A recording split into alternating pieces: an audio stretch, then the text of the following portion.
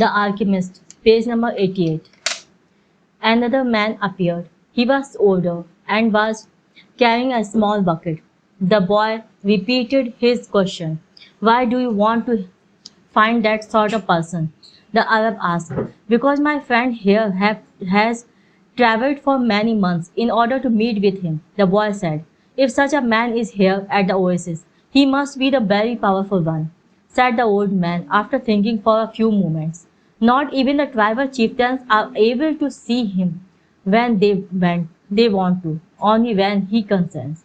Wait for the end of the war, then leave with the caravan. Don't try to enter into the life of the oasis, he said, and walked away. But the Englishman was exultant. They were on the right track. Finally, a young woman approached who was not dressed in black.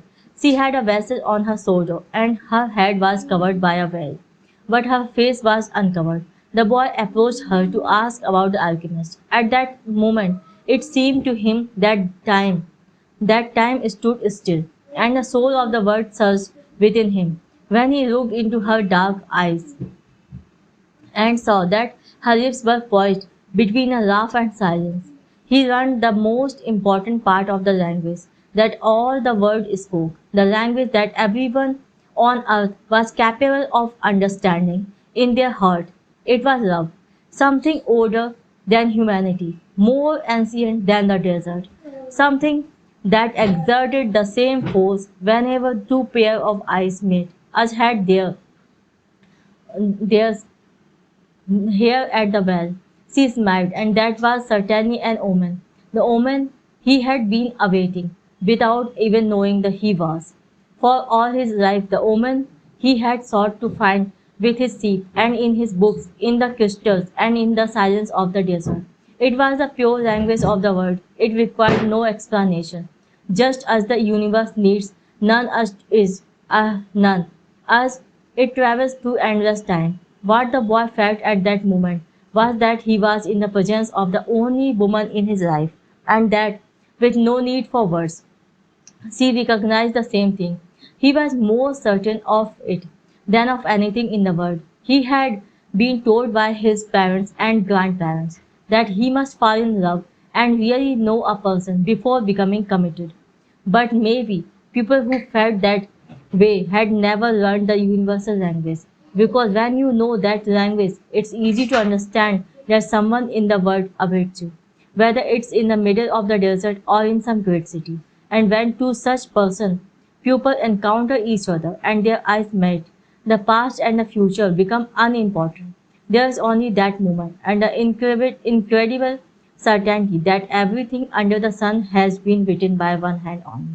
It is the hand that evokes love and creates a twin soul for every person in the world. Without such love, one's dreams would have no meaning. Mucked up, thought the boy.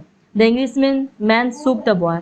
Come on, ask her. The boy stepped closer to the girl, and when she smiled, he did the same.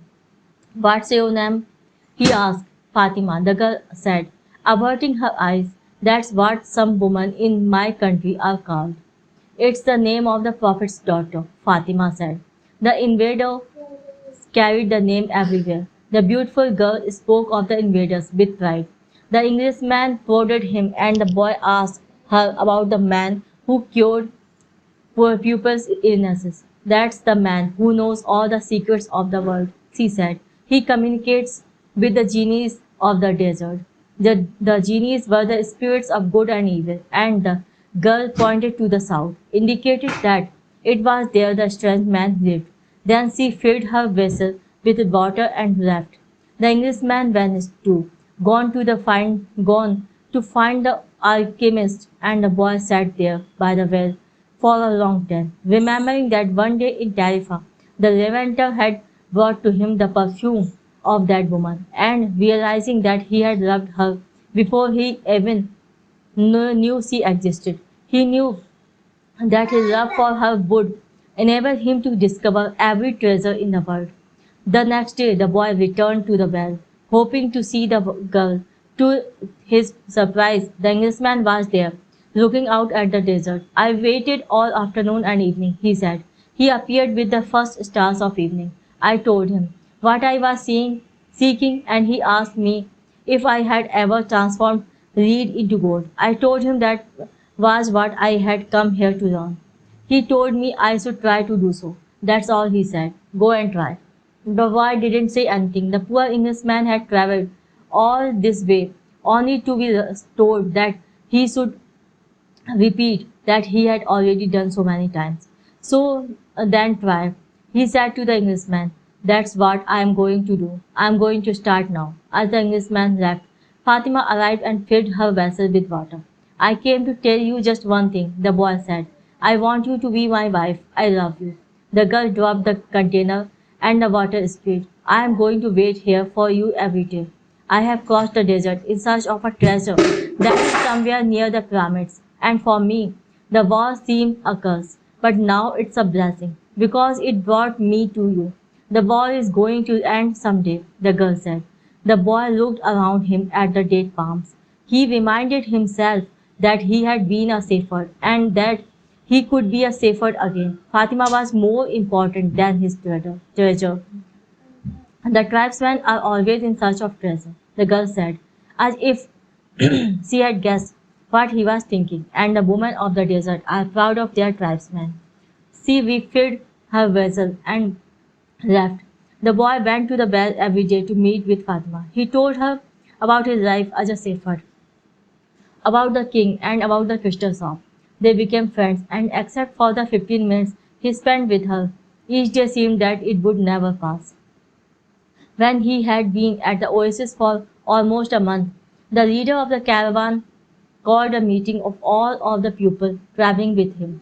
We don't know when the war will end, so we can't continue our journey, he said. The battles may last for a long time, perhaps even years. There are powerful forces on both sides, and the war is important to both armies. It's not a battle of good against evil, it's a war between forces that are fighting for the balance of power. And when that type of battle begins, it lasts longer than others because Allah is on both sides. The people went back to where they were living, and the boy went to meet with Fatima that afternoon. He told her about the morning's meeting. The day after met, Fatima said, you told me that you loved me. Then you taught me something of the universal language and the soul of the world. Because of that, I have become a part of you. The boy listened to the sound of her voice and thought it to be more beautiful than the sound of the wind in the date palms.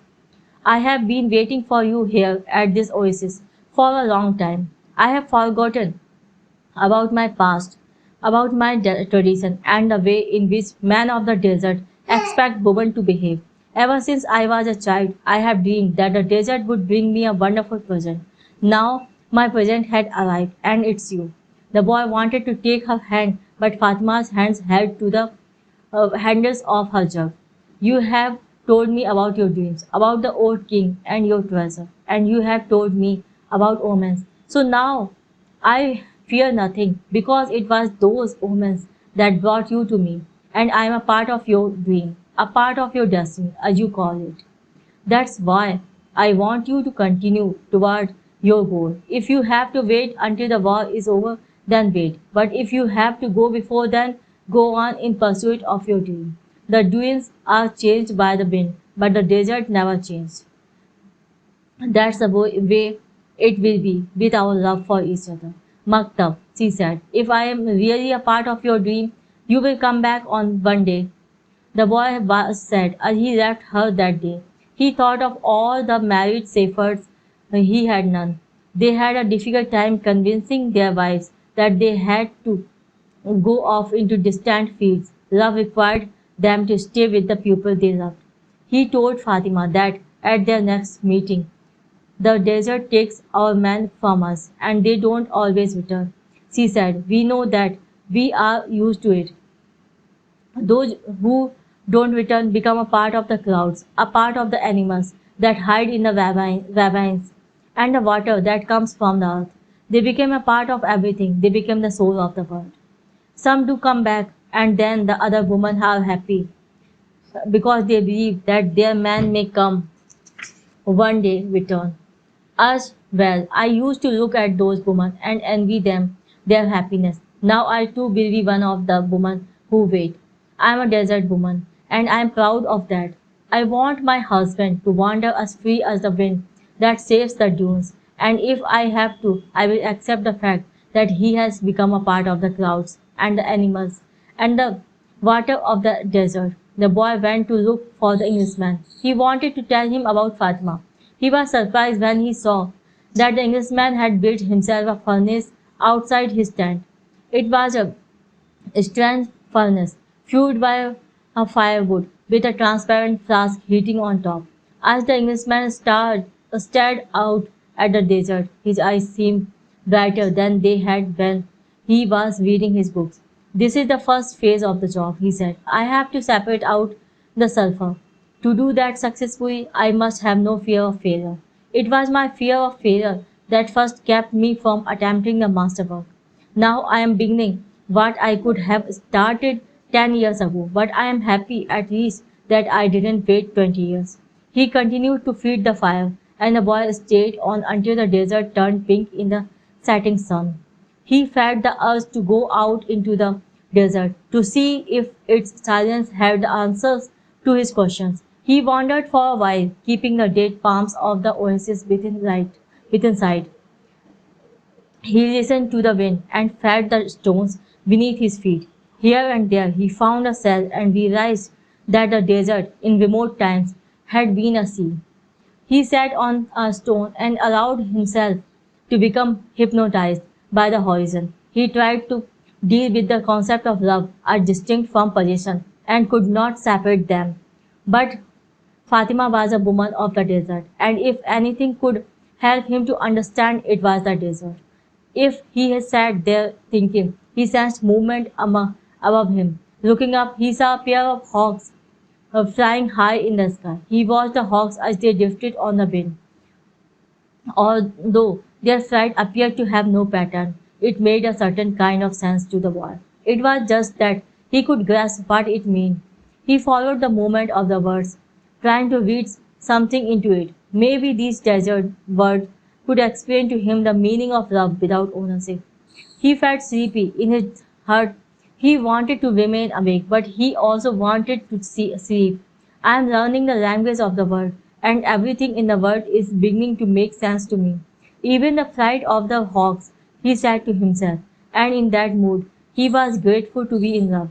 When you are in love, things make even more sense, he thought. Suddenly, one of the hawks made a flashing dive through the sky, attacking the other. As it did so, a sudden, fleeting image came to the boy an army with its sword at the ready, riding into the oasis. The vision vanished immediately, but it had shaken him. He had heard people speak of mirages and had already seen some himself.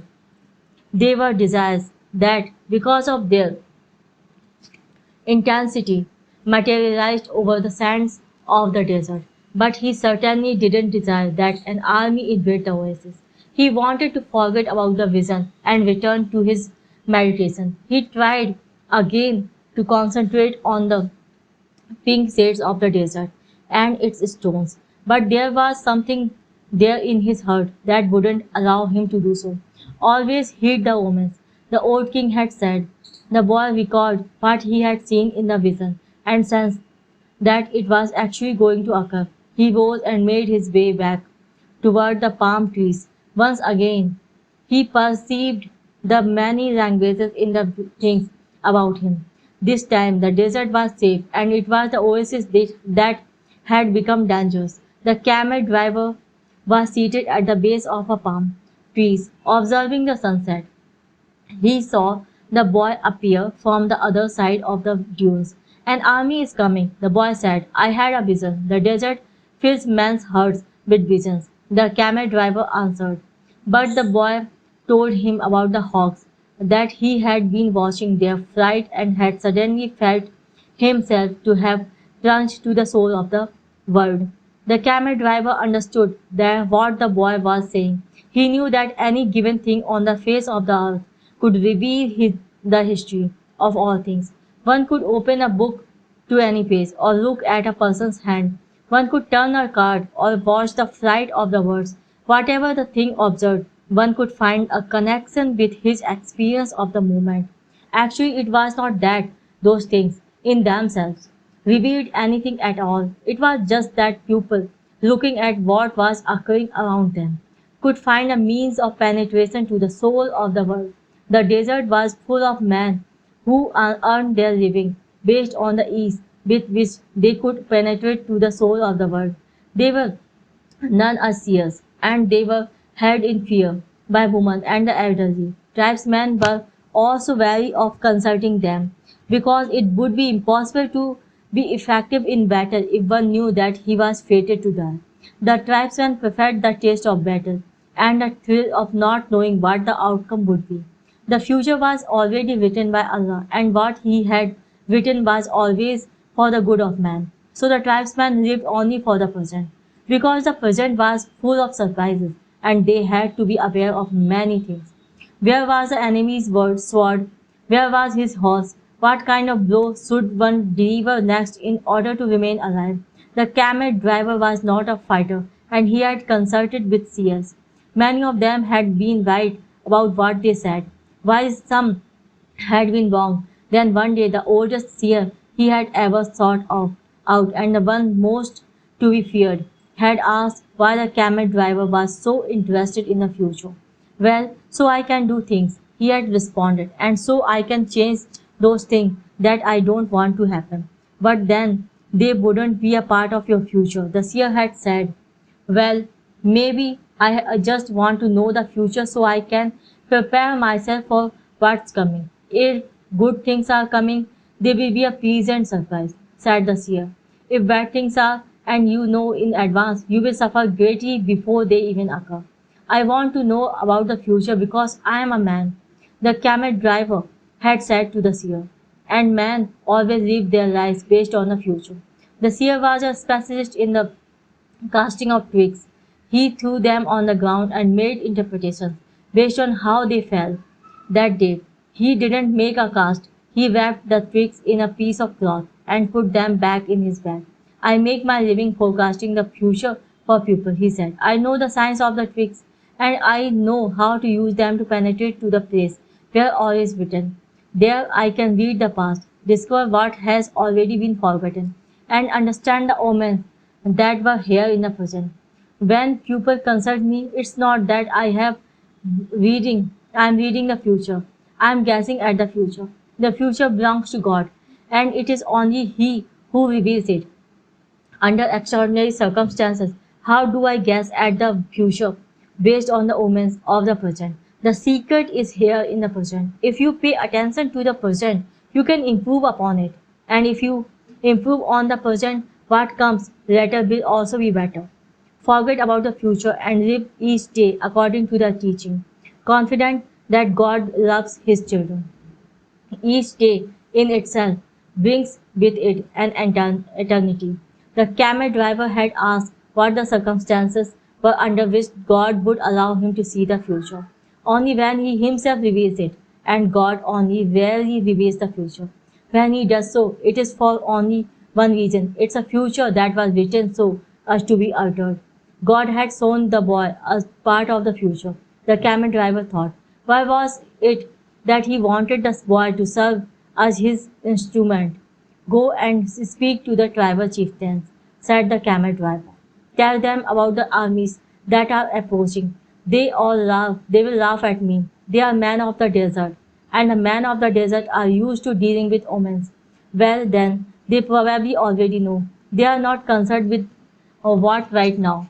They believe that if they have to know about something Allah wants them to know, something will tell them about it. It has happened many times before, but this time the person is you. The boy thought of Fatima, and he decided he would go to see the chiefs of the tribes. Thank you very much for listening. Have a nice day. This is end of page number 99.